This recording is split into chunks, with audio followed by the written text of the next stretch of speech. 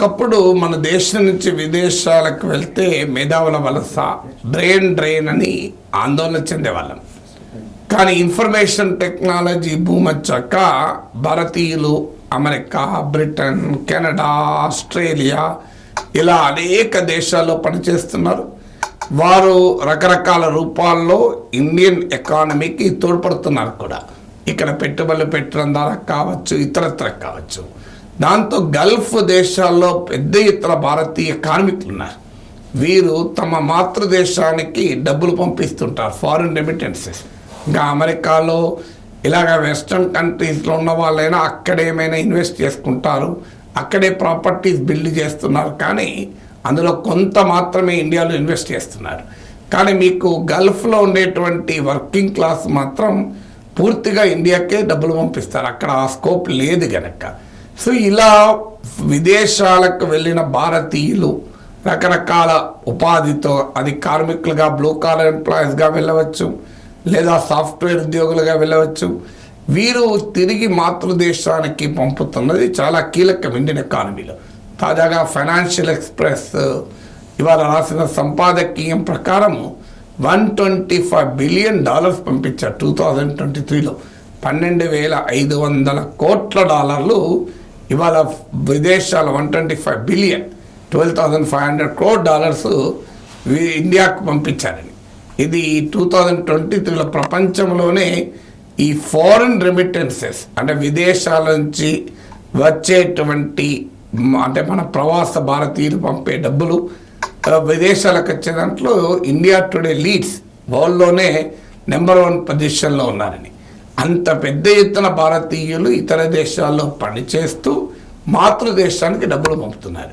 వీళ్ళు ఎంత కీలకం అంటే మీకు గుర్తుండి 1991 ఎకనామిక్ రిఫార్మ్స్ వచ్చిన సమయంలో చంద్రశేఖర్ ఆ 91 రిఫార్మ్స్ కాస్త అంత ముందు చంద్రశేఖర్ ప్రైమ్ మినిస్టర్గా ఉన్నప్పుడు భారతదేశం ఒక రకమైన డెట్ డిఫాల్ట్ పొజిషన్, అంటే అప్పులు కట్టలేని ఎగవేస్తుంది అనే దేశంగా ప్రకటించే పరిస్థితి ఏర్పడింది.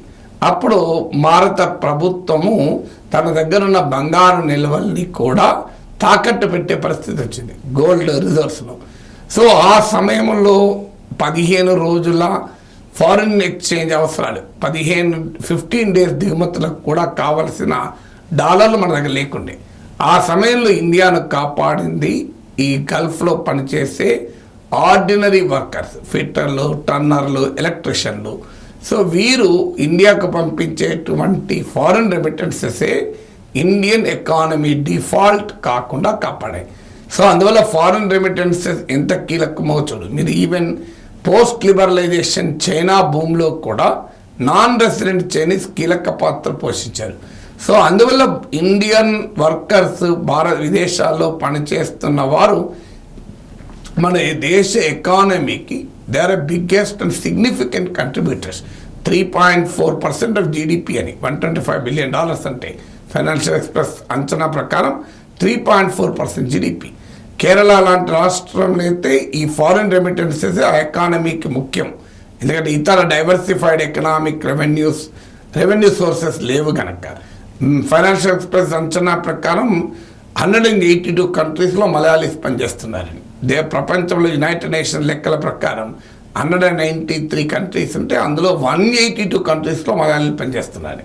అందువల్ల నా స్టూడెంట్ ఒకతను పూంచ్ సెక్టార్లో భయంకరమైన చలిలో హిమాలయ కొండల్లో పనిచేస్తుంటాడు ఆర్మీలో. అతను చెప్పాడు అక్కడ కూడా మాకు మలయాళీలు టీ అమ్ముకునే వాళ్ళు కనబడతారు గ్రౌండ్ స్టేషన్లలో అని. సో ఆ స్థాయిలో మాకు మలయాళీ వర్క్ ఫోర్స్ అనేది వాళ్ళ ప్రపంచం అంతటా పనిచేస్తున్నారు. సో అది కేరళ ఎకానమీకి కీలకం. ఆంధ్రప్రదేశ్, తెలంగాణ లాంటి స్టేట్స్ కూడా ఈ ఫారిన్ రెమిటెన్సెస్ అనేది చాలా కీలకం. ఇటీవల ఇజ్రాయెల్లో గాజా వార్ తర్వాత పాలస్తీనీయులు వెళ్ళి ఇజ్రాయెల్లో పనిచేయకుండా ఇజ్రాయెల్ నిషేధం విధించిన సమయంలో ఇండియన్ లేబర్ను పెద్ద సంఖ్యలో భారత ప్రభుత్వం పంపించింది కూడా. దానిపైన విమర్శలు కూడా వచ్చాయి.